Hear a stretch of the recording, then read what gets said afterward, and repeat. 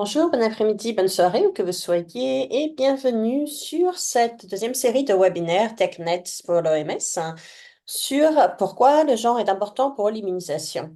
Aujourd'hui, nous allons collaborer avec différentes sociétés. Vous pouvez écouter cette session en français. Pour ce faire, veuillez cliquer sur l'icône en bas de votre fenêtre Zoom et sélectionner la langue dans laquelle vous souhaitez entendre la session, que ce soit en anglais ou en français. Par défaut, c'est Vous en pouvez anglais. écouter Et cette maintenant en session en français pour français. notre audience Pour ce faire, francophone. cliquez sur l'icône en forme de globe et sélectionnez la langue dans laquelle vous souhaitez écouter cette session. L'icône se trouve en bas de votre fenêtre Zoom. We also started the introduction of a concept quite new for TechNet webinars. So you can now Nous avons également introduit un nouveau concept qui est assez nouveau pour les webinaires TechNet. Vous pouvez à présent regarder les diapositives en français. Pour ce faire, cliquez sur Voir option en haut de votre écran. Si vous voulez regarder en anglais, ce qui est normalement par défaut, sélectionnez Michaela. Et si vous voulez regarder en français, alors sélectionnez Stéphanie. Je vais redire ça en français pour l'audience francophone. Vous pouvez également voir les diapositives en français. Pour ce faire, en haut, un bouton qui permet de choisir l'option et donc de regarder les slides en français. Donc, ce bouton s'appelle View Option en anglais ou option d'affichage en français. Vous pouvez ensuite sélectionner Michaela pour regarder en anglais ou Stéphanie pour regarder les slides en français. We'd be happy to know who's with us today, so you can already introduce yourselves in the. nous serions ravis de savoir qui nous rejoint aujourd'hui. Donc, n'hésitez pas à vous présenter dans le chat et nous dire votre nom et d'où vous venez. Vous pouvez également utiliser le chat si vous avez des problèmes techniques et je ferai de mon mieux pour vous aider. Si vous avez des questions pendant la présentation, veuillez utiliser la case questions et réponses qui est disponible en bas de votre fenêtre Zoom également. Vous pouvez vous poser vos questions à tout moment. Nos présentateurs y répondront par écrit dès qu'ils le peuvent. Ou alors, nous y répondrons après la présentation, pendant la session questions-réponses. Enfin, cette session est enregistrée comme d'habitude et nous partagerons le lien vers la vidéo ainsi que les diapositives par email. J'espère que vous allez apprécier cette session et je vais donner la parole à Stéphanie. Merci Alex. Merci Michaela. Peut-être qu'on peut tout de suite passer à la deuxième diapositive. Bonjour tout le monde, bienvenue sur ce deuxième webinaire de notre deuxième série de webinaires sur la raison pour laquelle le genre est important pour l'agenda IA 2030. J'espère que d'ici maintenant, tout le monde connaît ce document de ligne directive et je crois que beaucoup de personnes qui sont présentes pendant ce webinaire ont pu déjà voir notre précédent webinaire il y a un mois pour cette deuxième série de webinaires. Si vous n'en avez pas fait partie ou si vous avez manqué des webinaires, tout est disponible sur notre page TechNet. Le lien vous sera fourni à nouveau à la fin de la présentation et dans le chat également. Donc, si vous voulez réviser par exemple un sujet que vous avez manqué, n'hésitez pas, nous allons partager. Nous avons encore 3 webinaires après celui-ci. Vous serez automatiquement inscrit si vous êtes là aujourd'hui. Donc, vous recevrez un rappel. Mais surtout, n'hésitez pas à partager avec votre réseau et à encourager vos collègues à s'inscrire pour les webinaires à venir. Nous en avons encore 3 pendant cette série. Donc, la diapositive suivante, s'il vous plaît. Donc, aujourd'hui, notre sujet, on va se concentrer sur une approche pour améliorer la couverture vaccinale, comme nous en avons parlé dans les lignes directives. Pourquoi le genre est-il important? Aujourd'hui, nous allons parler de donner le pouvoir aux sociétés et de collaborer avec des groupes. Nous avons 4 intervenants. Nous avons Jane Fowler et Alexa Sullivan, qui sont du MPH et MSPH. Ce sera la première présentation aujourd'hui. Et nous avons également Avishek Azra, qui est de Population Council Consulting en Inde pour la deuxième présentation. Donc, juste une petite présentation rapide pour que nous ayons vraiment le temps de voir les présentations en détail. et nos intervenants pourront répondre à toutes questions que vous avez à la fin. En attendant, n'hésitez pas à poser vos questions dans la case questions-réponses qu'Alex a mentionnée. Et nous pouvons essayer d'y répondre alors que nous avançons, au cas où nous n'ayons pas le temps à la fin, mais j'espère que nous aurons quand même le temps. Diapositive suivante, s'il vous plaît. Ah, pardon, je viens de réaliser que je ne montrais pas les diapositives en français. Désolée pour tous les francophones. Donc, pourquoi est-ce que le genre est-il si important pour l'immunisation? Donc, je pense que vous savez d'ici maintenant que la plupart des gens qui sont rejoints à cet appel savent pourquoi c'est important, savent que c'est important, que ce soit du côté de la NOMOD, du côté de l'approvisionnement, pour la prestation de soins de santé, pour améliorer la couverture et pour soutenir les programmes d'immunisation. Et cela permet d'adresser les différentes façons dont le genre interagit avec différents facteurs socio-économiques, géographiques et culturels qui ont une influence sur l'acceptation et la couverture vaccinale. Diapositive suivante, s'il vous plaît.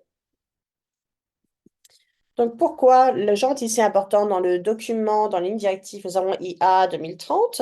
Nous avons différentes approches qui sont liées au genre pour améliorer la couverture vaccinale. Et le but de cette série de webinaires, c'est de se concentrer sur chacune de ces approches, une par une, et de mettre en valeur des exemples concrets, des exemples pays où ça a déjà été appliqué en pratique sur le terrain, parce que c'est une question que nous avons constamment, que nous entendons de la part de la communauté. Nous voulons plus d'exemples de comment est-ce que nous pouvons appliquer, c'est mettre en œuvre. Nous savons que les barrières et les défis existent, mais comment est-ce qu'on peut faire pour les adresser?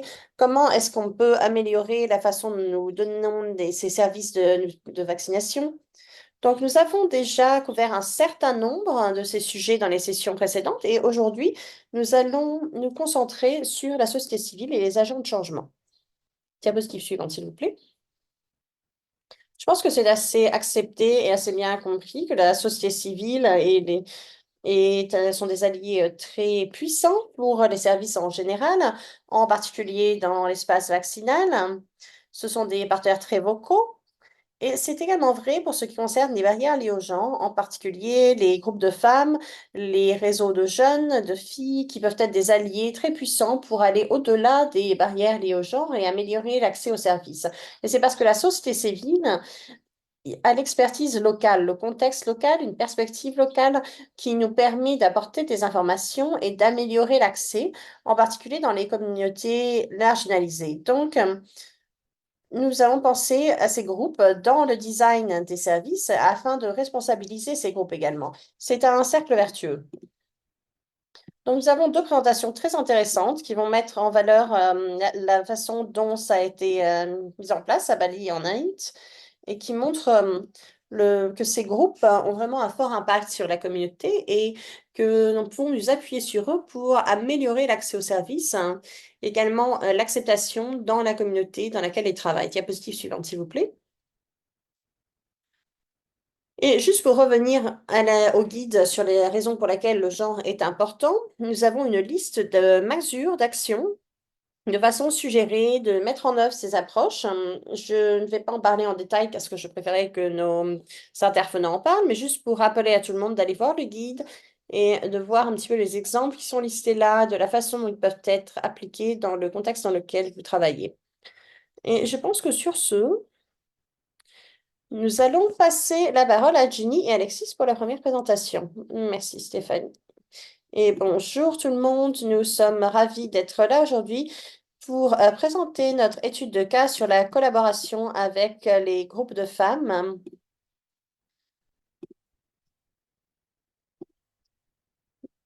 Donc, nous allons donner un petit peu le contexte général. Nous allons parler de l'étude de cas même et ensuite nous allons parler des enseignements que nous avons tirés et des discussions.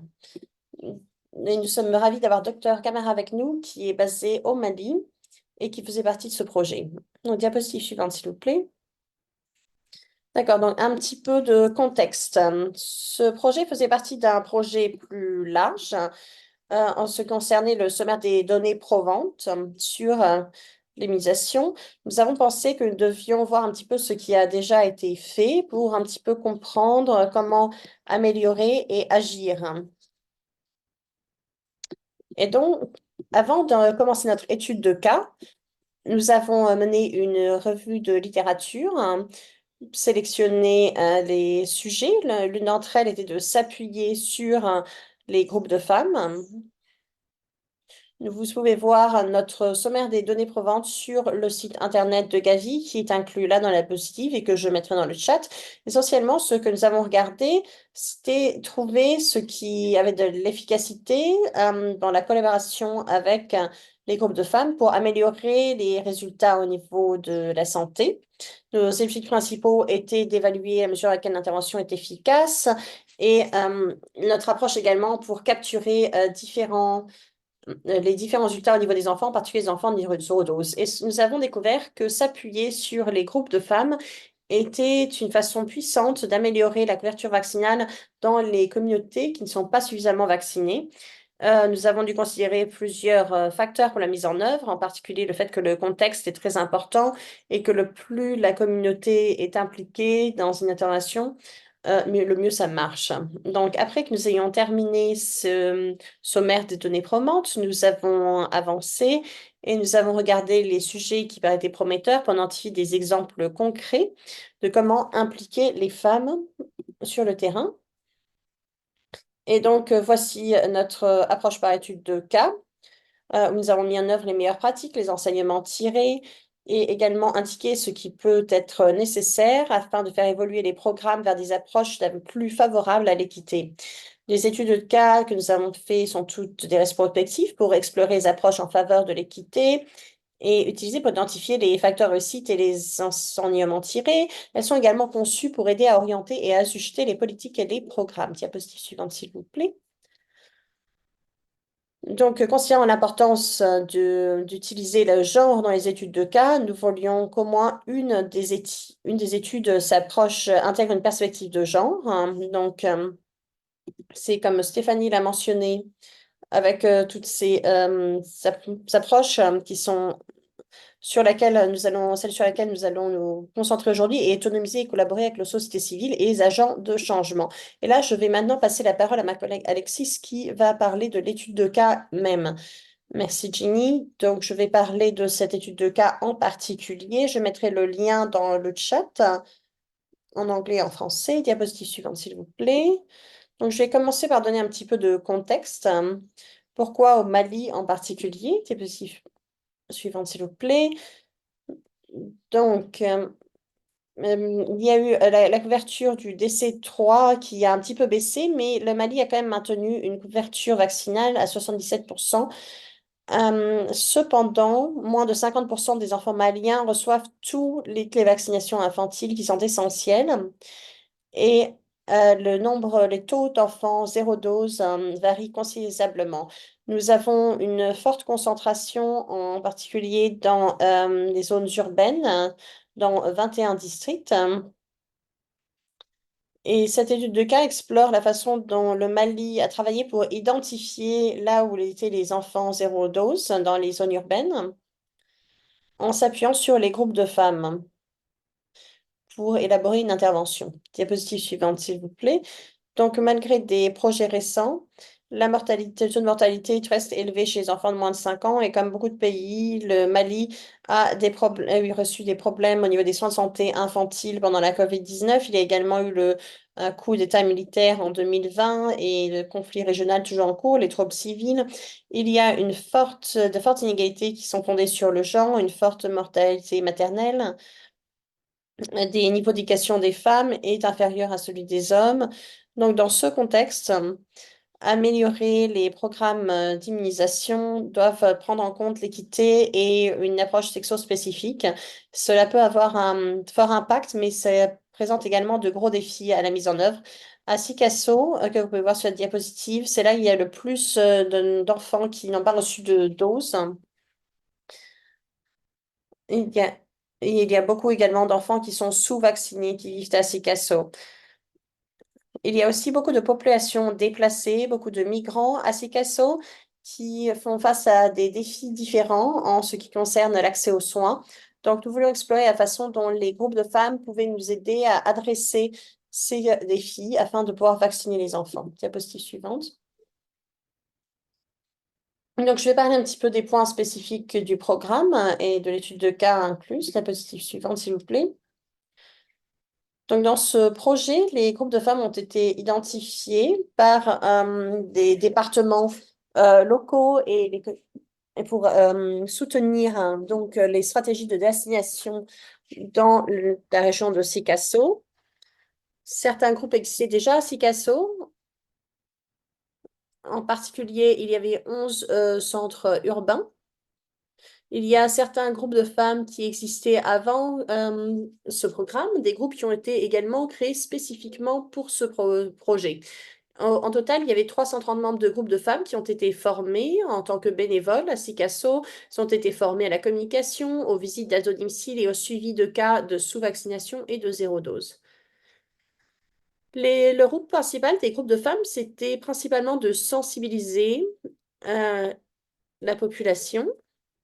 Il y avait trois objectifs principaux. Donc, rechercher les enfants pour le suivi de la vaccination, sensibiliser à la vaccination et identifier les enfants mal nourris. Diapositive suivante, s'il vous plaît. Donc, nous allons parler un petit peu des activités spécifiques qui ont été menées pour ce projet. Diapositive suivante, s'il vous plaît. Donc, les groupes de femmes ont eu diverses activités. Donc, les membres ont fait une liste des enfants qui étaient sous-vaccinés, ce qui a été utilisé pour les vaccins, en se basant sur la proximité et la familiarité avec les familles et la communauté. Les vaccinateurs ont donné des listes aux membres du groupe, qu'il fait une liste hebdomadaire des enfants non vaccinés ou manqués, ainsi que des numéros de téléphone. Les membres du groupe ont aussi reçu des numéros de téléphone et des bons de vaccination pour encourager à les faire vacciner. Les membres sont allés en porte-à-porte, du porte-à-porte en binôme pour identifier, enregistrer les enfants non vaccinés et également donner des informations sur la vaccination au foyer. Elles ont également organisé des sessions de sensibilisation aux événements liés au vaccin dans des rassemblements de femmes. Diapositive suivante. Donc, dans notre étude de cas, l'étude de cas a montré que les groupes de femmes étaient essentiels à la participation à l'activité de vaccination au Mali. C'était important, par exemple, d'avoir des activités de vaccination le week-end pour que les femmes puissent emmener leurs enfants se faire vacciner. Et quand les groupes de femmes ont participé à ces activités de week-end, ça a aidé à générer de la demande et à élargir l'accès à la vaccination. Les groupes de femmes aide également à compenser pour la mauvaise motivation parfois chez les fournisseurs de soins de santé. Et enfin, quand il y avait des femmes qui étaient réticentes à rencontrer les membres des groupes de femmes parce qu'elles disaient que ce n'étaient pas des professionnels de la santé, qu'elles n'avaient pas confiance en leur message.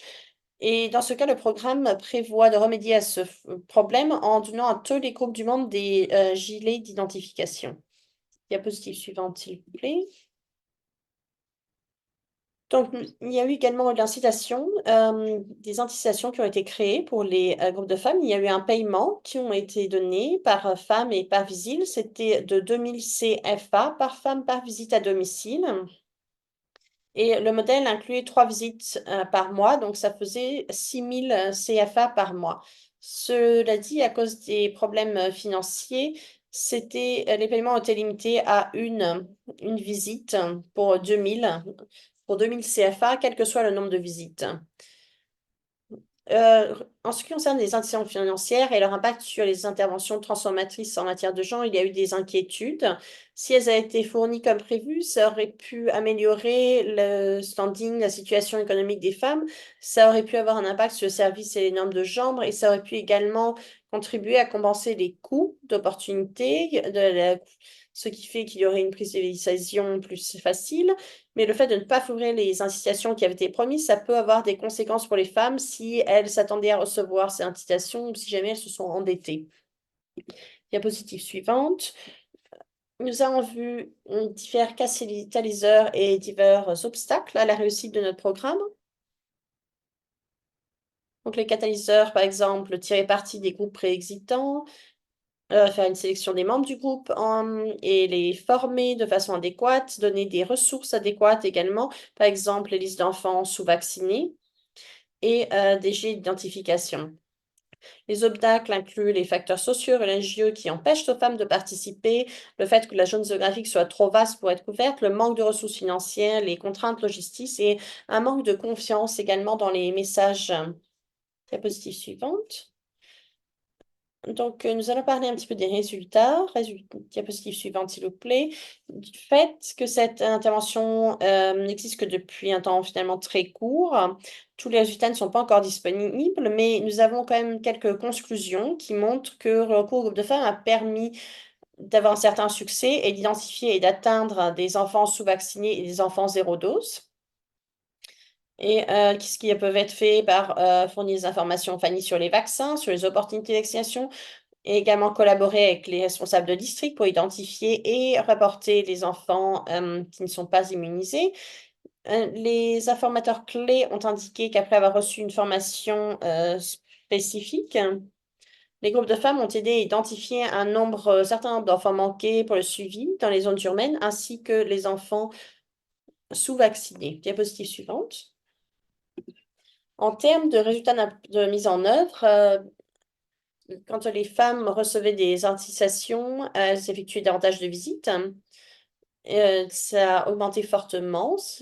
Et de plus, avoir une communauté plus impliquée en s'appuyant sur les groupes de femmes, alliés à des résultats positifs inattendus, par exemple une meilleure réponse aux épidémies.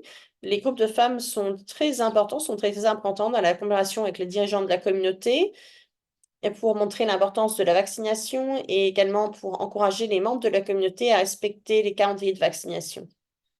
Diapositive suivante. Nous allons finir avec certaines considérations sur les limites. En termes de limites, les groupes de femmes ne sont qu'un élément de la stratégie. Ce n'est pas possible donc d'évaluer l'impact direct des femmes, des groupes de femmes seules sur le programme de vaccination, mais ce n'était pas non plus le but de l'étude de cas. De plus, continuer cette approche par étude de cas veut dire qu'il faut s'entretenir avec des informateurs clés, mais pas avec les membres du groupe eux-mêmes.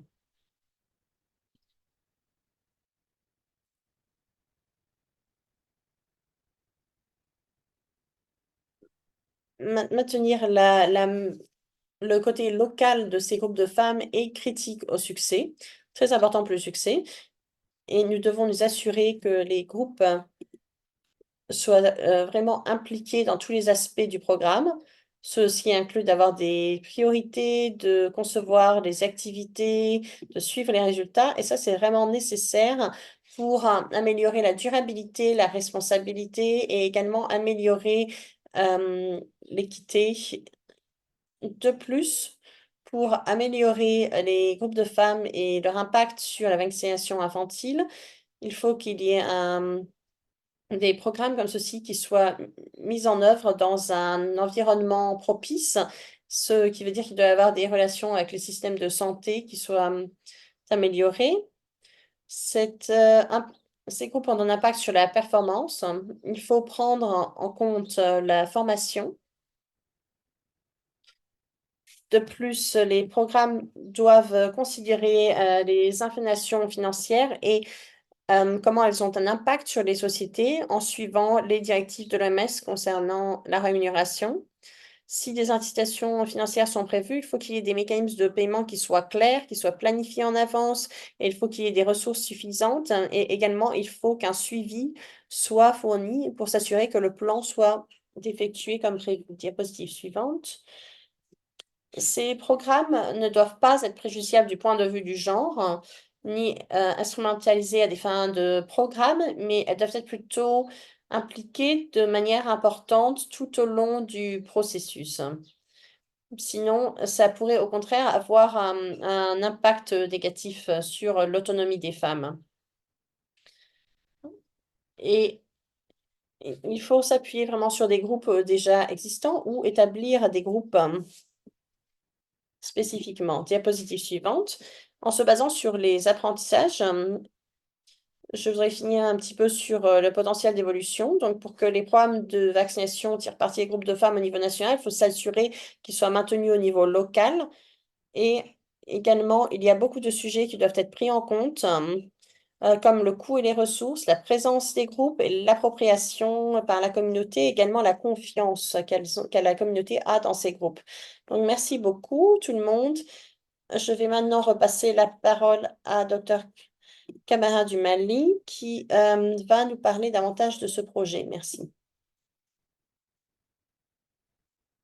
Avant que Docteur Camara ne commence, je voudrais faire savoir à notre audience anglophone il va présenter en français. Donc, pour écouter cette présentation en anglais, allez sur le globe en bas de votre fenêtre Zoom et sélectionnez anglais. Et Docteur Camara, c'est à vous. Merci, bonjour tout le monde. Je suis Dr Fantamari Camara. Je suis administrateur immunisation. Je travaille pour l'UNICEF au bureau de zone UNICEF à Sikasso au Mali, en Afrique de l'Ouest. Donc, comme déjà commenté par mes collègues, euh, les, les groupements féminins dans le contexte de Sikasso ont été mis en place pour vraiment améliorer la situation de la vaccination. Donc, le district de Sikasso compte environ 47 centres de santé communautaires, sur lesquels 11 sont dans la capitale régionale, et qui est aussi la capitale du district sanitaire de Sikasso. Donc, nous faisons régulièrement l'analyse des données mensuelles. Et donc, ce qui a prouvé qu'il y a plus d'enfants vraiment vaccinés, plus d'enfants non vaccinés dans la ville. Donc, ce qui a fait que la réflexion avec l'équipe du district a été de comment améliorer la situation. C'est pourquoi nous avons décidé d'utiliser les groupements féminins en les formant pour vraiment mener la recherche des enfants, que ce soit zéro dose, que ce soit zéro dose, que ce soit les enfants ayant déjà commencé la vaccination. Comme vous l'avez vu dans la présentation, c'est pourquoi 330 membres de groupement ont été formés dans les 11 centres de santé communautaires de la capitale de Sikasso pour mener cette activité. Donc, ils ont été formés, et comme le montre la présentation, sur la survie surtout de l'enfant, mais aussi surtout le rattrapage des enfants en vaccination. Donc, certains groupes étaient déjà constitués et appuyaient les centres de santé pour les aspects de promotion de la santé. Mais nous l'avons utilisé pour vraiment le cadre de rattrapage. Donc, et la formation est partie d'abord d'une analyse de situation que nous avons aussi digitalisée, qui a vraiment pu faire visiter beaucoup de ménages par enquête en utilisant Kobo Kotul, et ensuite les goulots ont été identifiés. C'est comme ça qu'à l'issue de la formation, elles ont commencé à faire les visites à domicile. Comme vous l'avez vu, les visites à domicile, chaque binôme, elles travaillent en binôme et chaque binôme doit faire 3 visites, 3 sorties dans le mois, et qui sont aussi répertoriées. Donc, ce travail a été quand même fait chaque mois. On fait la situation, et par semaine, les agents vaccinataires mettent la liste à la disposition des groupements féminins qui font les recherches actives. Et à la fin du trimestre, il y a généralement une revue qui est précédée d'abord d'une supervision. Donc, il y a 2 niveaux de supervision. L'équipe du centre de santé communautaire supervise les groupements. Ensuite, l'équipe du district, en appui, appuyée par la région et nous, les partenaires, et a fait aussi une supervision trimestrielle. Le tout est couronné par une revue des données.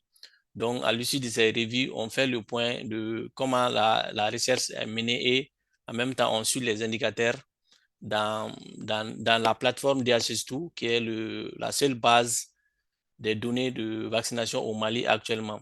Donc, comme on l'a dit, les groupements il y a une motivation. Vous l'avez vu que c'est 2000 francs normalement par sortie. Mais comme on le dit, tout le processus a été financé par UNICEF sur fonds Gavi. Et nous avons eu quelques temps des moments où il n'y avait pas de fonds, et qui fait que ça influence souvent sur la motivation des groupements féminins, qui fait que nous avons un peu de difficultés souvent dans le fonctionnement. Mais là où nous sommes actuellement, nous avons un fonds et à la suite aussi des visites à domicile, il y avait des difficultés par rapport au groupement qui étaient liées au fait que les ménages ne reconnaissaient pas les groupements. Donc, l'UNICEF a appuyé aussi la visibilité en achetant des gilets pour l'ensemble des acteurs, non seulement des groupements, mais ceux qui font aussi les agents vaccinataires et l'équipe du CESCOM et même les superviseurs du district. Donc, c'est en quelque sorte vraiment l'implication des groupements dans la recherche des enfants de SIGASO, qui est un processus vraiment appuyé et avec la forte implication du directeur régional de la santé et du bureau des zones de UNICEF de SIGASO et même du bureau de Bamako aussi. Donc, qui contribue. Donc, c'est un processus qu'on est en train vraiment de documenter et qui est en train de, au fur et à mesure de gagner et vraiment le terrain et qui contribue fortement à la vaccination des enfants dans la région de Sikasso. À vous.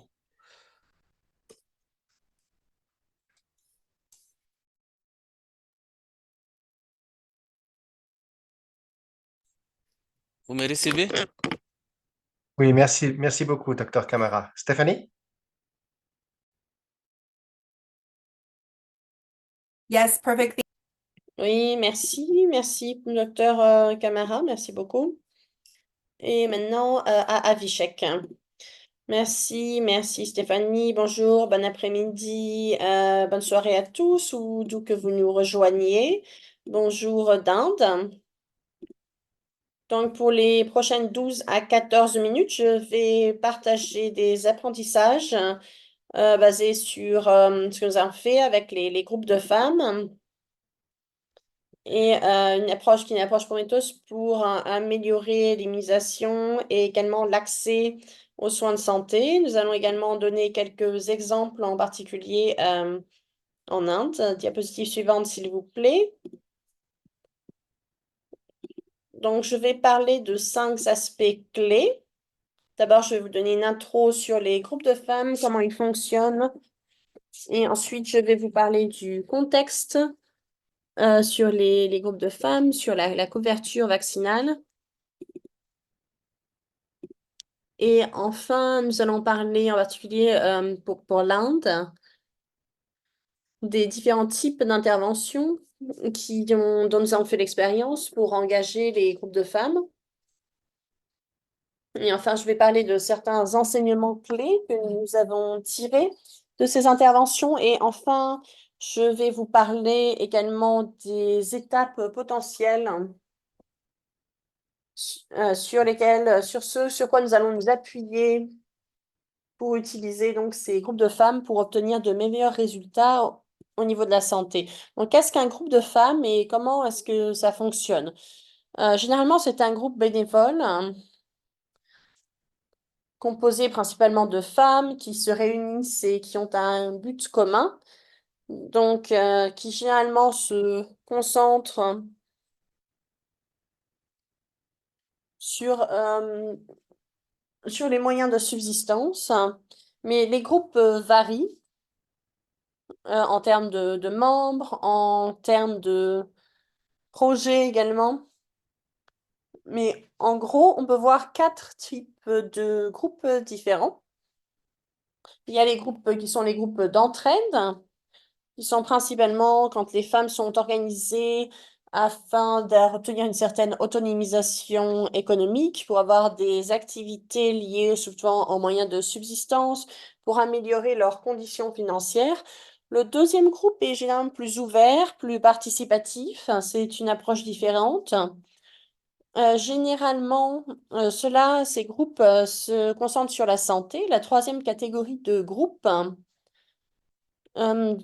c'est différent. C'est un groupe qui peut être ouvert ou fermé. Par exemple, en Inde, il y a des communautés, il y a des groupes, par exemple, pour les travailleurs du sexe.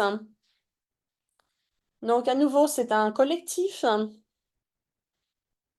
un groupe solidaire qui travaille pour améliorer, par exemple, le pouvoir de négociation avec les clients, etc. Le quatrième groupe, Le quatrième type de groupe, c'est un groupe communautaire de femmes où des femmes se retrouvent avec des objectifs de développement plus généraux. Par exemple, pour l'Inde, les femmes qui sont auto-entrepreneurs, ce genre de groupe. Donc, ce sont quatre types de groupes différents. Diapositive suivante, s'il vous plaît.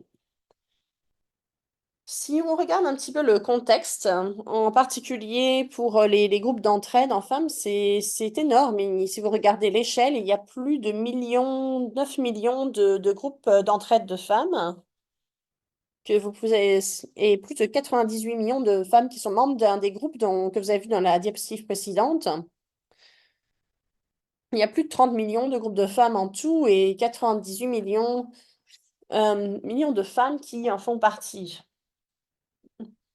Et tous ces groupes, en particulier les groupes d'entraide, ils ont une structure similaire. Donc, je voudrais parler de cette idée. Ça, c'est vraiment pour aider et soutenir le travail collectif des plateformes. Maintenant, juste pour mettre un petit peu l'accent sur ces fédérations qui sont en train de s'inscrire en Inde. Diapositive suivante. Donc, le conseil de la population a fourni des données sur les groupes de femmes. Et il y a beaucoup de données sur les groupes de femmes.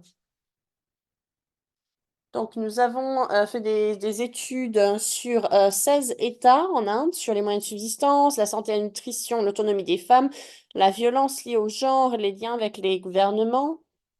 Nous avons également fait des études, nous avons fait des études en Inde, en Nigeria, en Ouganda. Nous avons également fait une cartographie de la typologie, des effets de la création de communautés de pratique. Nous avons également travaillé de très près avec l'UNICEF pour réfléchir à comment améliorer la nutrition des femmes et comment s'appuyer sur les organisations de femmes, sur les groupes de femmes dans les pays d'Asie du Sud. Nous avons été rigoureux, nous avons utilisé plusieurs approches pour évaluer ces études. Nous avons systématiquement effectué une revue de ces études. Diapositive suivante. Donc, si nous regardons certaines des interventions qui ont été testées, ce qui a fonctionné dans les groupes, ce qui a amélioré, par exemple, la santé et le bien-être, que ce soit, par exemple, au niveau de la santé infantile, de la reproduction, des violences à l'égard des femmes, des maladies à transmission sexuelle et du VIH. Si on se concentre seulement sur, par exemple, l'immunisation, qui fait partie des soins reproductifs et de la santé, il y a eu une certaine mobilisation des groupes de femmes pour améliorer l'immunisation des enfants. Diapositive suivante. Si nous regardons de façon plus approfondie la question de la vaccination, quelles stratégies ont fonctionné? Par exemple, nous sommes appuyés sur la sensibilisation à l'importance de la vaccination.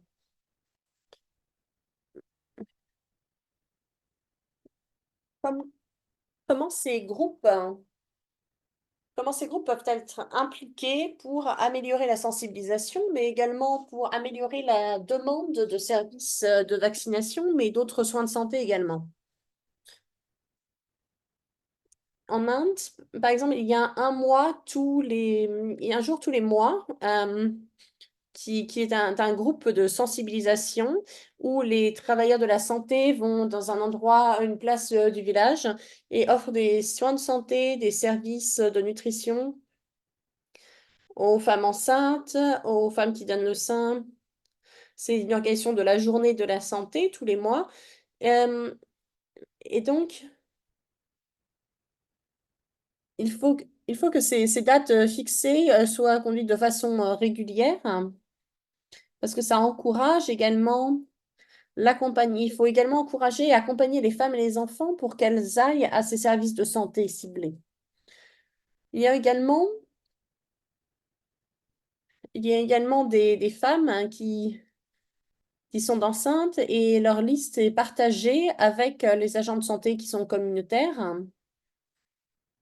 Partager ces informations avec les travailleurs de la santé, donc pour que personne ne soit manqué dans la communauté. Il y a également des cas où les membres de groupes d'entraide font des visites avec les agents de santé, les travailleurs de la santé communautaire. Ainsi, il y a un impact plus important et une meilleure dissémination de l'information.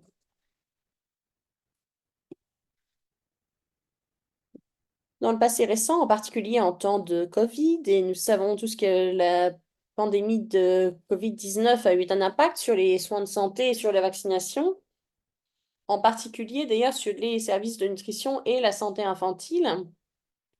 Très récemment, l'année dernière d'ailleurs, mes collègues et moi, nous avons publié un document pour essayer de souligner la façon dont les groupes de femmes ont agi pendant la pandémie, comment ils ont complété les efforts de gouvernement. Nous avons défini qu'elles avaient fourni un soutien qui ont ajouté aux efforts du gouvernement afin d'atténuer les risques sanitaires avec une réponse clé. Il y a eu un impact, il y a eu un impact au niveau de la relève, de la résilience et également de la reprise de la pandémie dans les services de santé infantile. Et tout ça, ça a aidé la communauté. Ils ont reçu des informations sur les prestataires de services. Ces groupes ont fourni des renseignements sur les comportements liés au Covid. Et ça a marché également pour promouvoir de l'aide aux femmes qui allaitent. Mais elles ont joué également un rôle critique dans la vaccination contre la Covid-19 au travers de leur communauté et mobiliser leur communauté. Diapositive suivante, s'il vous plaît. Il y a également des exemples d'interventions sanitaires par les groupes de femmes. Un exemple que je peux donner, en Inde par exemple, c'est qu'elles ont adopté une approche de communication pour améliorer la sensibilisation des femmes en utilisant plusieurs points de contact pour atteindre les femmes, les membres de leur famille sur l'immunisation des enfants, également de réunions de groupe. Il y avait également des activités dans la communauté pour parler des normes sociales, pour parler des obstacles qui sont liés au genre. Et également, il y a une concentration sur le fait le lien, comment renforcer les liens avec les agents de santé, les travailleurs de santé de première ligne pour assurer la prestation des services de santé. Parce que sinon, c'est pas juste si on améliore, il y a plus de demandes, mais qu'on n'améliore pas la prestation. Donc, il faut se concentrer là-dessus également. Diapositive suivante. Donc, par exemple, quand on a regardé l'efficacité de toutes ces interventions, est-ce que ça a été efficace ou non? À quel point ça a été efficace? Nous avons vu que la participation était définitivement liée à des meilleures pratiques et également que ces groupes d'entraide amélioraient et complétaient les efforts des travailleurs de la santé communautaire. Et vous pouvez voir ce tableau d'ailleurs au niveau des informations reçues par l'intermédiaire. Donc les chances que les pratiques soient meilleures, que les informations soient reçues sont bien meilleures. Nous avons également découvert que la participation à ce genre d'activités, de communication, de ces activités, ça aidait également à améliorer l'autonomie des membres des groupes de femmes. Diapositive suivante. Et ça, vous pouvez le voir dans cette diapositive. Ce que vous pouvez voir, par exemple, les deuxièmes barres, membres, non-membres, vous pouvez voir que les membres des groupes d'entraide, leur niveau d'autonomie en termes de ressources, d'autonomie, de réalisation, de réussite la prise de décision, leur liberté de circulation, leur autonomie financière, leur estime de soi ont été incroyablement améliorées du fait d'être prises, de faire prendre partie dans ces groupes. Donc, en résumé, quels sont un petit peu les enseignements clés, les enseignements tirés, ce que nous avons appris? Nous savons que les interventions de communication améliorent définitivement les connaissances des femmes en matière de bonnes pratiques et ça améliore également la prise de décision et leur liberté de mouvement. Cependant, nous avons dit ça, mais nous avons également clarifié le fait que ce n'est pas tellement si facile d'améliorer des comportements complexes, hein. Il faut une approche à plusieurs niveaux.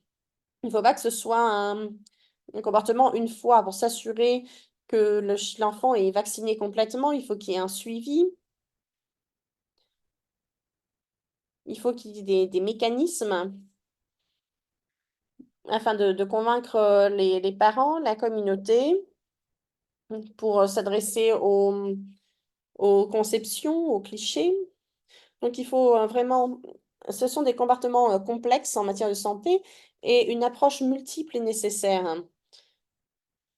Quand il y a une intervention qui est adoptée, il faut s'assurer que le programme a suffisamment de convergence entre la plateforme et les départements pour atteindre la bonne audience, le bon public. Et bien sûr, nous voulons élargir les expériences dans des contextes qui sont similaires pour mieux s'appuyer sur ces groupes, ces organisations et pour s'appuyer sur la puissance, le pouvoir de la mobilisation communautaire qui a vraiment ce potentiel d'aller au-delà des barrières sociales et de genre. Et nous devons absolument concevoir les interventions en s'appuyant sur ce qui marche déjà plutôt que de faire des expériences. Parce que nous avons vu dans le domaine public déjà ceux qui fonctionnent, ceux qui ne fonctionnent pas. Donc, nous devons vraiment apprendre de ça et pas recommencer à zéro surtout. Diapositive suivante, s'il vous plaît. Voici une liste de ressources. Sur des liens sur des publications pertinentes qui peuvent vous intéresser. Vous pouvez regarder, il y a énormément de données probantes sur la façon dont les groupes de femmes peuvent bénéficier à la santé, à la nutrition, et pour améliorer les résultats sur la santé et la nutrition. Diapositive suivante, s'il vous plaît. Je crois que c'est ma dernière diapositive, mais je voudrais vraiment vous remercier tous de m'avoir écouté et remercier l'OMS, Stéphanie, Michaela et l'UNICEF hein, et Véronica de nous avoir donné cette opportunité de partager notre travail. Sur ce, je vais repasser la parole à Stéphanie. Merci à Vishek, merci à Ginny et Alexis, Dr Camara pour ces présentations vraiment intéressantes. Nous avons encore le temps pour des questions et nous sommes sur la bonne voie. Il y a des questions qui ont été posées dans le chat, mais il y a toujours, nous avons toujours du temps. Donc, si vous avez des questions supplémentaires, n'hésitez pas à les mettre dans le chat. En attendant, il y a une question qui n'a pas reçu de réponse et je pense qu'elle est adressée à Dr Camara. Je ne sais pas qui a posé cette question, mais je pense qu'on peut la poser à Dr Camara, Jenny, Alexis. Quelle était la couverture de la population par chaque femme volontaire? Donc, je suppose la couverture par secteur. Et comment les problèmes de sécurité ont-ils été résolus? Il y a également une question sur la tenue des registres. Donc, comment est-ce que les personnes vaccinées ont été suivies? Et comment est-ce que ça a été fait s'il y avait des registres de vaccination, par exemple, perdus? Merci Stéphanie. Je pense que Dr Camara a répondu à ces questions dans le chat. Il y a répondu en français, mais je veux bien traduire. Je peux? Oh, Je peux?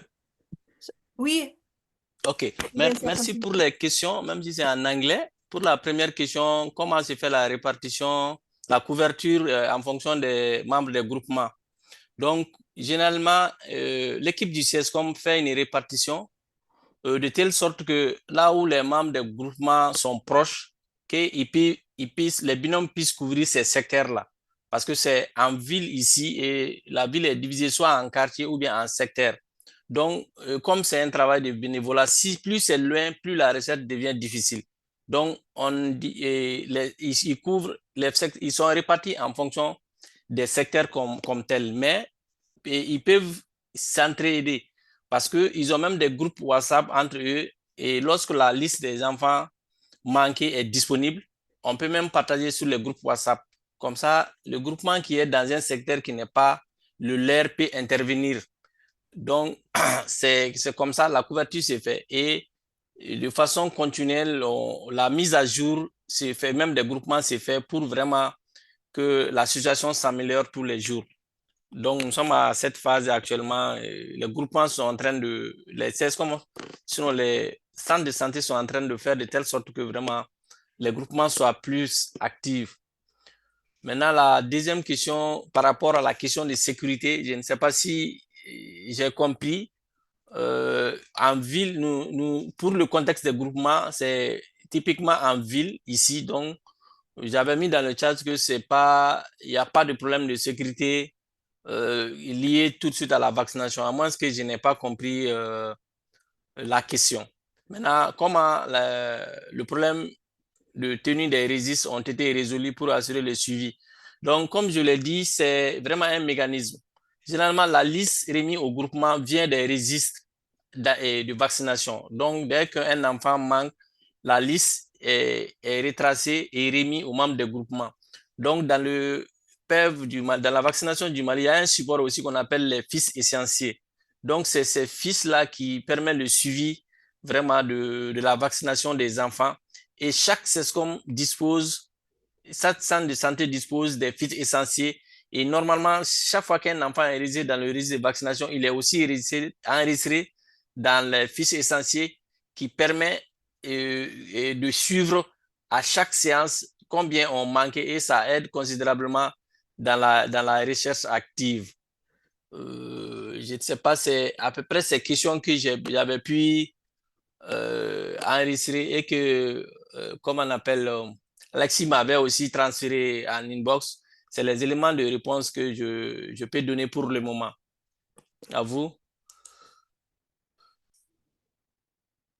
Merci, merci pour, c'était très compréhensif. And if there's any further questions on those points to Dr. Kamal.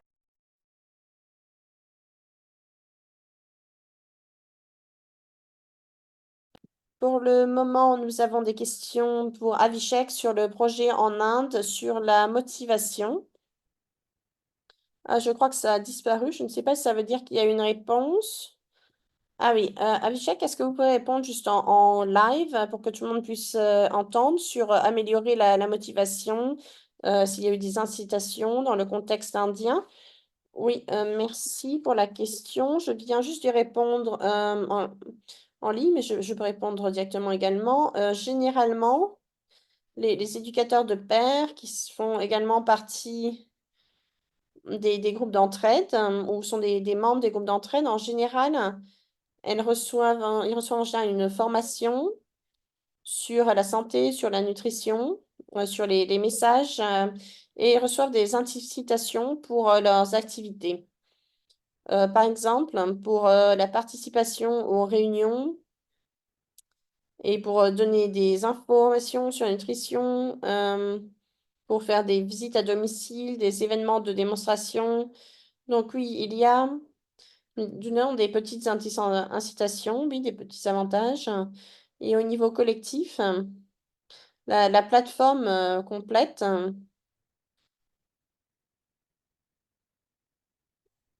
il y a, il y a des fonds dans le système. Pour chaque plateforme, il y a de l'argent qui est fourni, pas seulement pour la santé et la nutrition, mais également pour améliorer les opportunités des moyens de subsistance. Il faut nous avons différents fonds financiers. Merci. Je crois que nous avons le temps de prendre une question supplémentaire. Je crois qu'on a demandé en ce qui concerne les interventions au Mali, est-ce que c'était une réponse, est-ce qu'il y a une réponse identifiée à un obstacle lié au genre en particulier? Est-ce qu'il y a eu une évaluation, par exemple, qui a précédé la conception de ce projet? Qu'est-ce qui a motivé, en fait, ce projet? Ça pourrait être une question peut-être pour Ginny, Alexis, pour Dr Camara, qui que ce soit qui veuille répondre.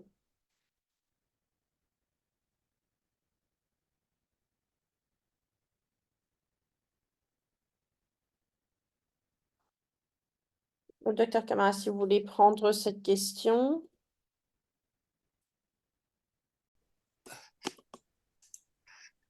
Pardon, But would you mind est-ce qu'on repeating the question? on peut reprendre la question pour moi en français? Oh, en français, this is going to be challenging for me. Ok, est-ce qu'il y avait un assessment ou chose comme ça pour identifier les barrières du genre avant désigner l'intervention au Mali? Et S'il y avant avait une de... évaluation. S'il y avait une évaluation avant de faire l'intervention au Mali. Est-ce qu'il y avait une évaluation sur le genre? Ah, ok. Bon, et dans le contexte, nous, et c'est régional. Sikasso, comme je le dis, c'est la troisième région du Mali où il y a un bureau UNICEF appuyé par Gavi. Euh, mais les choses se dessinent au niveau national. Il y a eu l'analyse de l'équité depuis 2017.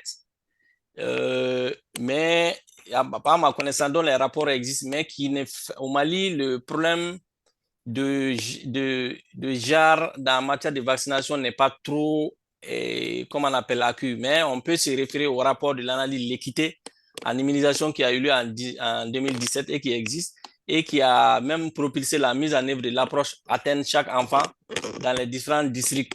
Donc, et pour notre cas aussi, nous avons fait une évaluation de base, enquête communautaire locale adaptée à notre cadre, mais il y a, pour le genre n'est normalement pas, je parle probablement sous le contrôle des documents, n'est pas un problème trop lié à la vaccination au Mali. Mais tout ce qu'on peut dire, c'est que nous avons interrogé comment on appelle, dans les ménages, l'analyse de situation, on a fait une évaluation, enquête rapide dans les ménages. La majeure partie en tout cas des personnes qui soutiennent les enfants pendant l'enquête étaient des femmes. Et nous avons même fait des focus group dans les 11 centres santé communautaires de Sigasso. Et ça aussi, on peut dire que, bon, ça, nous, on n'a pas géré parce qu'il y a eu 9 focus group avec les mamans d'enfants et un focus group et 2 focus group avec les pères d'enfants. Donc, on peut dire que cela, pourquoi on n'a pas fait 50-50 pour prendre en compte le genre, mais je pense que dans le rapport de l'analyse de l'équité 2017 au Mali, le genre, c'est vrai qu'il faut le mettre dans, il faut le genre compte dans tout. C'est pourquoi les groupements féminins, les femmes ont beaucoup d'importance. C'est pourquoi on les implique de plus en plus. Parce que chez nous, dans le contexte culturel malien, si c'est que femme veut, souvent on dit même Dieu veut. Donc, voilà, c'est ce que je peux ajouter pour le moment à vous.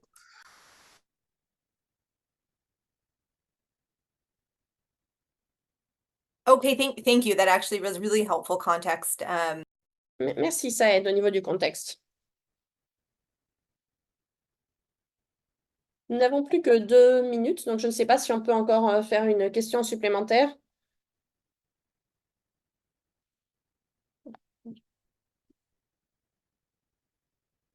Par exemple, Avishek, s'il y a une question sur l'étude en Inde.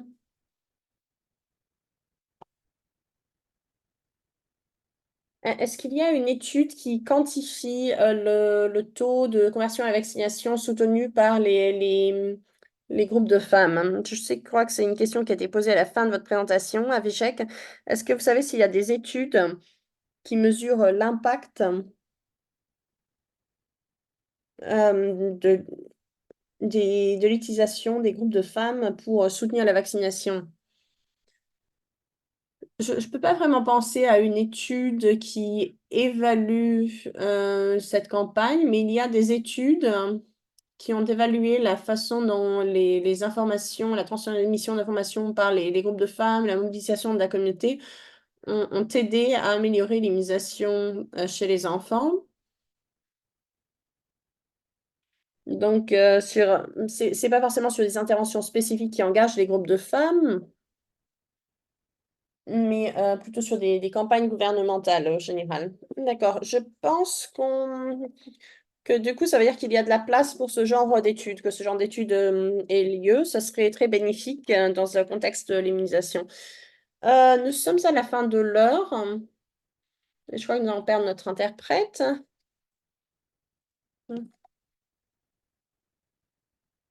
Donc, est-ce qu'il y a d'autres questions? N'hésitez pas à les partager par email.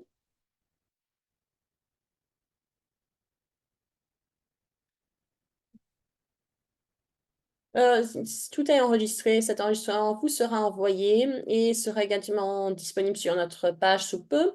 N'hésitez pas à nous rejoindre à un prochain webinaire dans un mois, à continuer à partager avec votre réseau. Et nous avons hâte de vous revoir. Et merci de nouveau pour l'équipe d'assistance de TechNet, de Alex, Michaela, qui nous aide à coordonner ces webinaires à l'OMS. À vous, Alex, il y a autre chose? Je crois que vous avez tout dit, donc on peut fermer. Au revoir tout le monde. Nous vous enverrons les liens par email. Au revoir, merci. Merci à nos intervenants également. Merci à tous. Passez une bonne journée.